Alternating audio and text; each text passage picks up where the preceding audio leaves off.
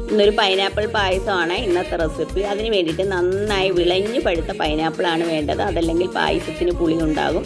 Pineapple ചെറിയ പീസായിട്ടൊന്ന് cut ചെയ്തെടുക്കുക. കുറച്ച് പൈനാപ്പിൾ മിക്സിയിലൊന്ന് അരച്ച് മാറ്റി വെക്കുക. ചവ്വരിയും വേവിച്ച് മാറ്റി വെക്കേണ്ടതാണ്.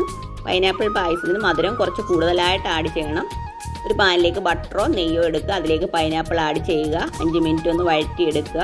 അതിലേക്ക് തേങ്ങയുടെ 3/4 പാലും പഞ്ചസാരയും വേവിച്ച് വെച്ച ചവ്വരിയും ചേർത്തൊന്ന് കുക്ക് ചെയ്യുക. അതിലേക്ക് കുറച്ച് കണ്ടൻസ്ഡ് മിൽക്ക് ആഡ് ചെയ്യുക. അതിനുശേഷം അരച്ച് വെച്ച പൈനാപ്പിളും 2/2 പാലും ആഡ് ചെയ്യുക.